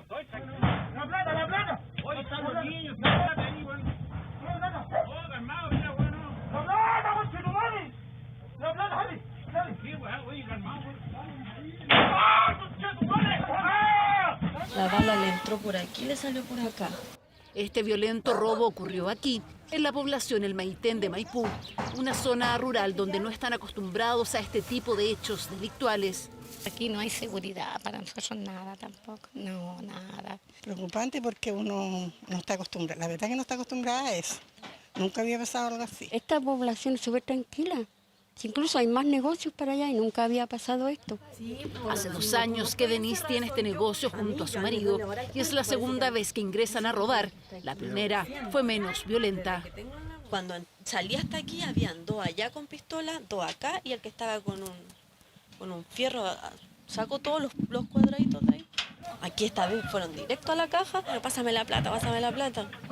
¿Por qué? Porque en la caja vecina estos días movió mucha plata.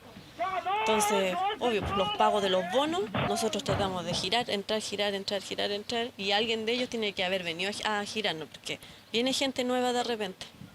Cuando los vecinos se dieron cuenta de lo que ocurría, lanzaron cebollas a los delincuentes, los que huyeron. Al llegar, se percatan que el dueño de un local comercial mantenía un impacto balístico en sus piernas. Al ser entrevistado, este manifiesta que individuos desconocidos habrían intentado ingresar por la fuerza a su negocio. 1 minuto 30 segundos duró este robo, poco tiempo para algunos, pero una eternidad para esta familia. Los delincuentes golpearon a la dueña de casa en la cabeza, balearon a su marido y se llevaron 500.000 pesos. Y preste mucha atención con lo siguiente porque se trata de un avance que podría tener un tremendo impacto en la vida de miles de familias chilenas. Científicos de Estados Unidos desarrollaron una técnica que podría detectar el Alzheimer hasta 20 años del inicio de los síntomas. Es un avance de clase mundial que también se está estudiando acá, en nuestro país. Diagonal para Yáñez. Ahí va Yáñez, profundo. Puede ser la última jugada de Yáñez. ¡Yáñez!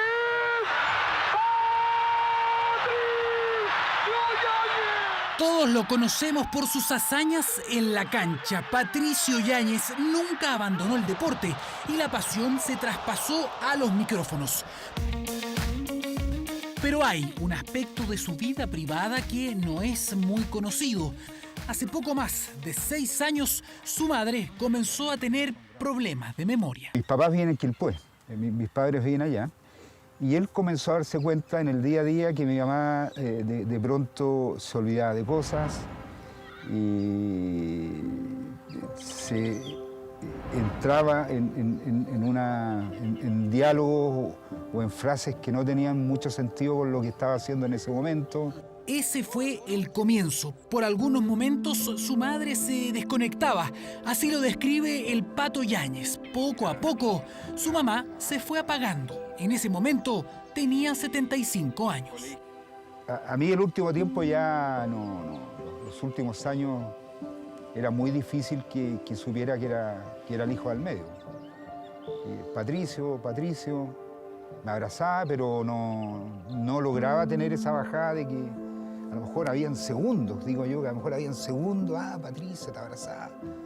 Pero después ya prácticamente nada. El impacto es total, tanto para el enfermo como para su entorno. Una realidad que viven hoy 30 millones de personas en todo el mundo.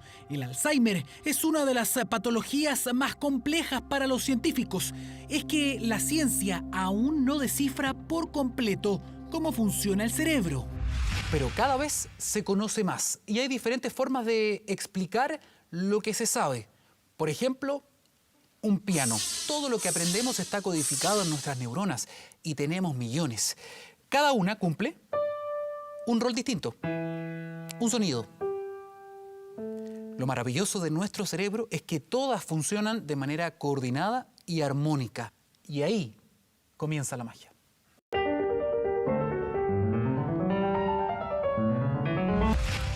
El cerebro humano funciona como una, o mejor dicho, varias orquestas al mismo tiempo, almacenando contenido y manejando impulsos. Pero a veces esta maquinaria comienza a fallar. Grupos de neuronas empiezan a morir lentamente y con ellas las palabras, la identidad, la memoria. Todo se va quedando en silencio. Este tipo de demencia afecta a casi 200.000 personas en Chile. Y se proyecta que se va a triplicar el año 2050, como que ya va a ser el boom. Y esto es porque cada vez vamos a envejecer más, específicamente. Y no solo Chile, es toda la región, Latinoamérica. Hasta ahora se sabe que hay 2 proteínas responsables por esta enfermedad. Una de ellas se llama Tau, molécula que comienza a actuar de manera anómala y termina matando neuronas. Un proceso que comienza muchos años antes que aparezca la enfermedad. Hasta el momento, los médicos podían detectar su presencia, pero con exámenes caros y muy invasivos. Sin embargo, un grupo de científicos de Estados Unidos logró utilizar una técnica no invasiva para monitorear estados presintomáticos de la enfermedad de Alzheimer con la finalidad de tener un biomarcador que pueda no solamente discriminar cuando una persona sufre la enfermedad de Alzheimer, sino eventualmente identificarla cuando sea todavía un sujeto asintomático. Lo bueno o lo primordial de los trabajos es que se puede extraer sangre y que no es un método invasivo, no es un método costoso. Con más investigación, esto podría terminar con un test para detectar la enfermedad hasta 20 años antes de los primeros síntomas. Si es que detectamos antes de que una persona va a tener esta patología, poder intervenir antes para que ella también se prepare ella y se preparen sus cuidadores, porque finalmente esta es una enfermedad como casi de toda la familia. Una noticia esperanzadora, una que Patricio escuchó con mucha atención. Podría ayudar no en que no lo tenga, sino que en prolongar el momento más difícil. Yo personalmente estoy preocupado por el tema, mis hermanos están preocupados por el tema, y podrías tenerlo. Es decir, eso yo sí lo encuentro bueno. Una técnica que aún requiere de más ensayos, pero que promete identificar Alzheimer mucho antes de que se manifieste, todo sea para probar tratamientos de forma temprana y también para retrasar lo más posible lo que hasta ahora sigue siendo irreversible.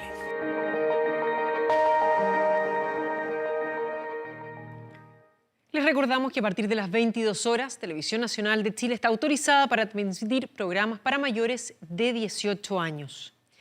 Drones, perros adiestrados, policías, familiares y amigos participan en la dramática búsqueda de una adolescente de 16 años desaparecida hace 6 días en Villa Alemana. La joven fue vista por última vez cuando fue a buscar dinero a la casa de su madre, el mismo lugar donde se encontraron rastros de sangre que están siendo analizados por la PDI. Son las pertenencias que dejó en su pieza la adolescente desaparecida. Su billetera, sus lentes ópticos que eran permanentes, se fue sin ninguna otra cosa más que su celular. Nunca más se supo de ella hasta el momento. Celular inubicable igual que el paradero de la joven. Este es el panorama en el sector de Peña Blanca desde el fin de semana. Carteles con sus fotos en las calles, vecinos, amigos y familiares que la buscan.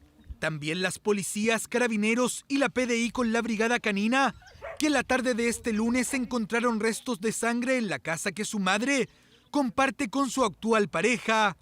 Material biológico que está siendo analizado para determinar a quién corresponde. Estamos trabajando con nuestro laboratorio de criminalística con la finalidad, ¿cierto?, de realizar los peritajes pertinentes en lo que tiene que ver con la sangre humana que se levantó en el sitio del suceso. La joven de 16 años desapareció cuando se habría dirigido a la casa de su madre a retirar el dinero de la pensión de alimentos enviado por su padre. En este punto de Villa Alemana se le perdió el rastro. Varias horas transformadas en días de angustia para su familia. Cualquier tipo de publicación nos sirve que lo hagan viral, por favor, que nos ayuden. Como familia estamos desesperados de verdad. Que aparezca pronto, agotando todos los medios y todo lo que se pueda. Y hay que esperar las pruebas, los resultados de las pruebas del laboratorio. Estamos buscándola por todos lados. Realizan oraciones para encontrar a la joven. Recorren cerros, quebradas y sitios seriazos. De igual forma, la PDI, que investiga a través de empadronamientos a personas y domicilios. Minuciosa búsqueda por el momento, sin resultados positivos. Con la finalidad de revisar esos sectores, que en realidad es todo el perímetro de Villa Alemana, que tenemos harto cerro, entonces hemos estado buscando en esos lugares y sobre todo apoyándolos y dando indicaciones sobre todo para que se realice un trabajo en los horarios que evitemos algún accidente. Hemos ingresado previa autorización judicial que hemos obtenido como Fiscalía a diversos domicilios donde creemos que pueden haber antecedentes relevantes respecto a lo que ocurrió con esta joven. Adolescente que hace casi una semana salió de su casa sin regresar. Paradero desconocido de la menor de 16 que su familia, amigos, vecinos y ambas policías buscan intensamente. Impacto ha causado el caso de una madre de la comuna de La Reina que pedía ayuda para adaptar su casa para poder recibir a su hijo de 40 años, el cual quedó postrado al enfermarse de COVID-19. Gabriel trabajaba como chef y era el sostenedor del hogar. El ventilador mecánico al que estaba conectado falló y lo dejó con daño neurológico. La historia despertó la solidaridad de cientos de televidentes que se conmovieron y desde anoche están ofreciendo ayuda. Yo voy a poder. Que me ayuden un poquito, yo voy a poder. El humilde llamado de esta madre caló hondo en el corazón de cientos de personas que decidieron ayudarla. En las últimas 24 horas su teléfono no ha parado de sonar. Sí, sigue sonando. Sigue sonando. Aló. Ha recibido llamados de todo Chile y también del extranjero. Le han ofrecido todo tipo de ayuda. Y es que cómo no conmoverse si a Olga le cambió la vida de un día para otro. Su único hijo, Gabriel, de 40 años, que trabajaba como chef, entró caminando al hospital militar con COVID y fue trasladado al Hospital Salvador con grave daño neurológico. Ella solo pedía un poquito de ayuda para poder recibirlo en casa cuando sea dado de alta. Harta gente me llamó. Me hace sentirme muy bien porque si a mi hijo lo hubiesen dado de alta, yo le habría podido dar los cuidados que como mamá nomás, pues, no como especialista. Ese es su principal miedo, el no saber cómo atenderlo, cómo cuidarlo si no tiene los conocimientos médicos para tratar a un enfermo postrado. Esta pieza creo que hay que ponerle cosas médicas más, pero yo no entiendo qué cosas más, pues. Entonces, para eso tendría que un médico decir esto y esto falta o esto y esto sobra. Porque yo tampoco quiero cosas de más. Señora Olguita, ¿cómo está usted? No, me imagino que no muy bien, pues. No, pues yo no estoy bien y yo no voy a estar bien nunca más. porque ni todo el oro del mundo me va a devolver a mi hijo. Esta historia ha causado tanto impacto que la ayuda ha llegado de todas partes. La Municipalidad de La Reina le llevó el catre clínico que tanto añoraba. El alcalde, que ya estaba en conocimiento de este caso, fue hasta su casa a ofrecerle todo el apoyo que necesite. Puso a todo su equipo a disposición para darle asesoría legal y asistencia psicológica. Yo también tenía COVID junto con él. Ya, perfecto. Y bueno, él entró con sus pies. Claro. Y después de 2 meses y medio me dijeron que el ventilador... Lamentablemente nadie le va a devolver la salud a su hijo, pero sí estamos trabajando en entregarle todos esos insumos que son tan necesarios en estos momentos. Un catre clínico, por ejemplo, que ella necesitaba urgentemente, se lo hemos podido facilitar, y muchas otras temáticas que tienen más que ver con apoyo psicológico, apoyo de profesionales, en términos legales. Por instrucción de la ministra de Desarrollo Social, el director del Servicio Nacional de la Discapacidad también visitó a Olga. Se comprometió a instalarla en un programa de redes de apoyo para el minuto en el que Gabriel salga del hospital. Y decidimos aquí financiar un cuidador para que apoye, esté con Gabriel 3 meses, hasta que efectivamente las distintas aristas de este caso se vayan esclareciendo y pueda estar más tranquila y pasar a una segunda etapa de rehabilitación. Aquí estamos preparando la pieza para que mi hijo, cuando llegue, encuentre todo en su lugar, qué sé yo, y para que aquí Dios haga el milagro. Yo cuando lo veo, quedo mal. ¿Entiendes? Ni una madre merece que le hubiesen dejado a su hijo como lo dejaron. Por ahora, Olga cada vez que puede lo visita en el Hospital El Salvador, donde está internado esperando que se estabilice para ser dado de alta.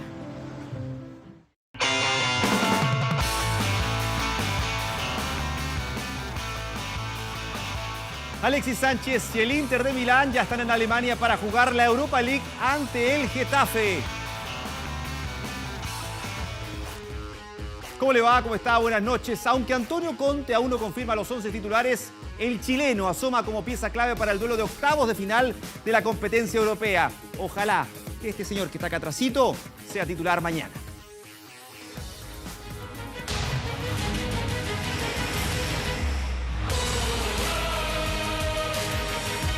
Son las últimas horas antes de un choque crucial y que tendrá Sánchez como protagonista. Para eso, Antonio Conte, Lautaro Martínez, Romelu Lukaku, Alexis y compañía volaron 1 hora y media para llegar a Alemania y desde ahí directamente al Veltins Arena para la última práctica antes del duelo frente al Getafe. El Niño Maravilla fue el encargado de sacar los balones y a entrenar.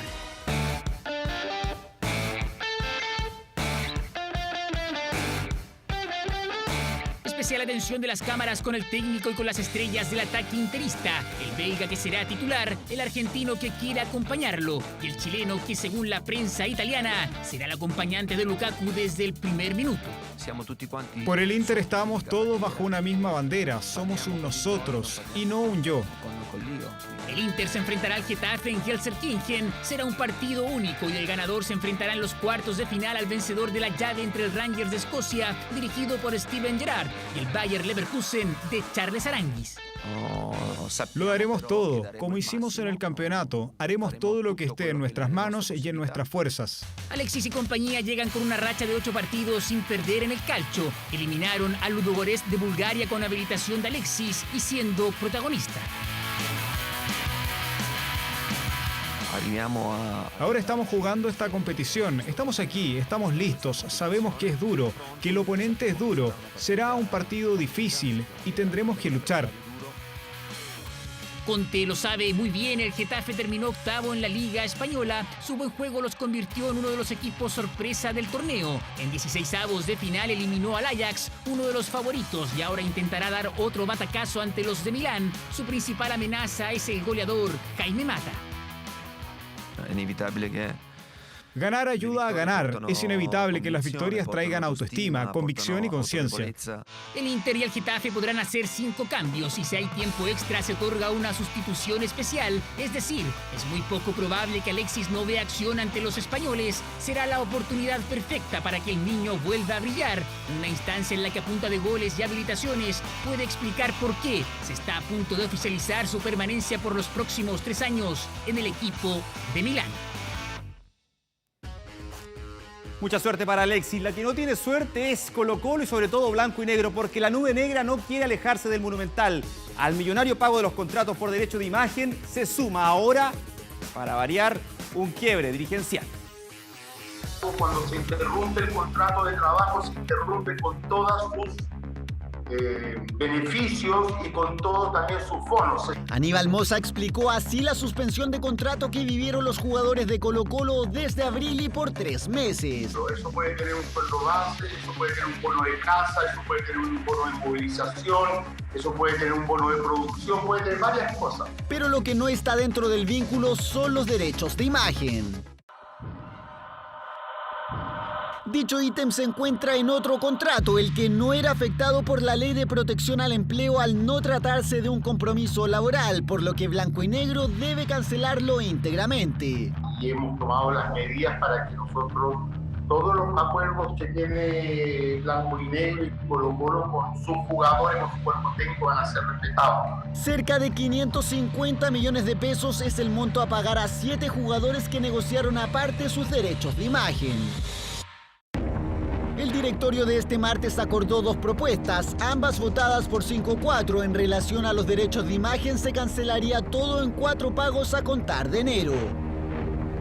Y para que el resto del equipo, cuerpo técnico y otros trabajadores del club también reciban dinero, se realizarán 3 amistosos en 2021. Las recaudaciones se repartirán entre ellos. Ambas propuestas serán presentadas por Marcelo Espina a los jugadores, que deberán determinar si aceptan o no. Todo el directorio tiene un grupo de WhatsApp. Grupo de WhatsApp que quizás ya no tenga tanto flujo de mensajes. Es que la reunión dirigencial para resolver los temas monetarios evidenciaron nuevamente roces internos. El bloque vial votó en contra de lo propuesto por Mosa. El quiebre en la interna es definitivo. Y vea estas imágenes, la Soccer Cup revolucionó a los niños de Coquimbo. Este es un campeonato que significa de dominar balones y entretuvo a los niños en esta cuarentena. Matías Barraza, de apenas 9 años, dominó 2000 toques de balones. Y Antonella Díaz, una chica que usted está viendo en pantalla, una pequeña niñita, también brilló en esta fiebre futbolera. Una verdadera crack. Se pasó, ¿no? Se pasó. Eso sí que es dominar el balón. Pausa comercial y al regreso te cuento qué pasa con Diego Armando Maradona y Ronaldinho.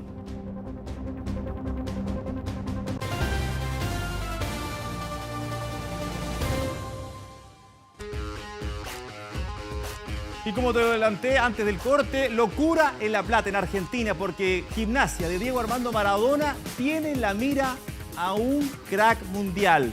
¿Se imagina el retorno de Ronaldinho al fútbol junto con Diego? Mire. Maradona está en La Plata, señores. Ahí está Diego Armando Maradona.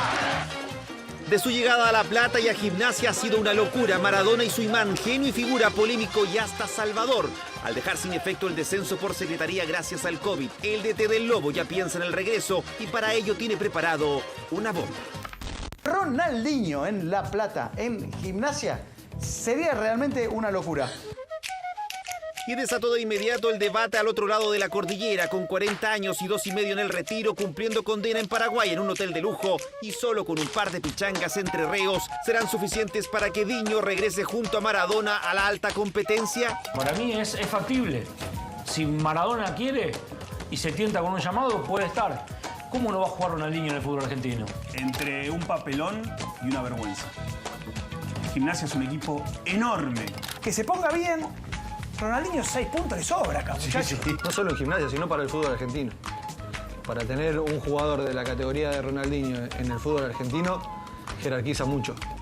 Siempre existió una admiración recíproca entre los dos cracks. Maradona jamás dudó en defenderlo ante sus críticos. Ronaldinho es demasiado buen tipo demasiado buen jugador como para que él se lo critique. Ronaldinho le dio todo al Barcelona. Tal es así que ahora no juega Ronaldinho y el Barcelona no gana nada. Y de abrazarlo en cada partido amistoso que el brasileño lo tuvo como invitado estrella. Una relación que podría ser bombástica si es que Diño decide traer su talento al fútbol argentino, porque con Maradona nada es imposible. ¿Se imagina? Bueno, esta es la última copa que levantó Iker Casillas, porque el arquero español anunció su retiro del fútbol, ya que Casillas ahí como fue campeón del mundo con España en Sudáfrica 2010, donde levantó el trofeo. Además, ganó 2 veces la Eurocopa y 3 Champions League con el Real Madrid. Recordamos que el 1 de mayo del 2019 sufrió un infarto, hecho que marcó la inflexión de su retiro de su carrera. Ahí está el campeón del mundo. Y con esta imagen nos despedimos Deportes. Pausa comercial, pero usted continúa informándose con 24 Horas Central. Que esté muy bien. Buenas noches.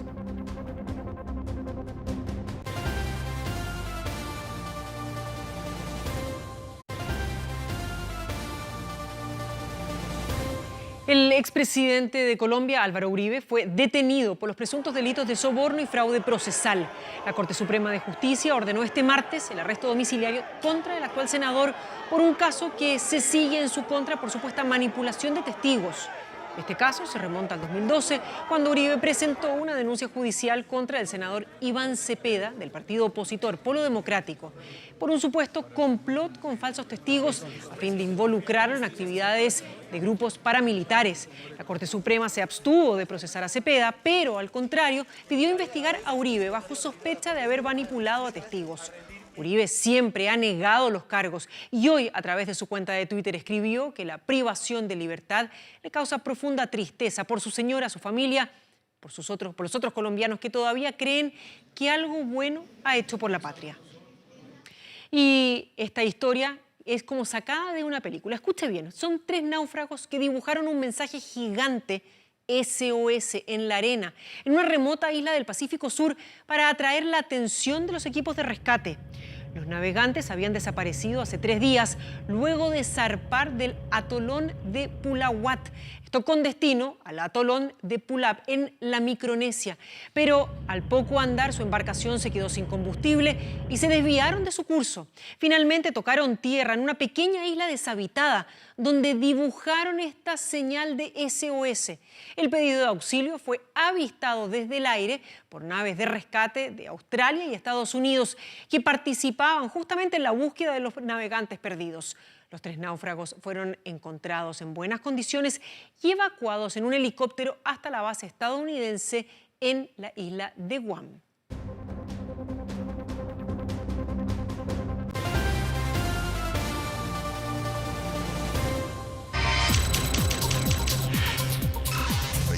Horas.cl. Atención con lo siguiente, porque el presidente Piñera anunció este martes los nuevos requisitos determinados por el gobierno para el subsidio de arriendo. Serán 100.000 las familias beneficiadas. Usted va a encontrar todos los detalles ingresando a nuestro portal de noticias 24horas.cl, información con la cual estamos terminando las noticias. Gracias por estar con nosotros. Que tenga buenas noches.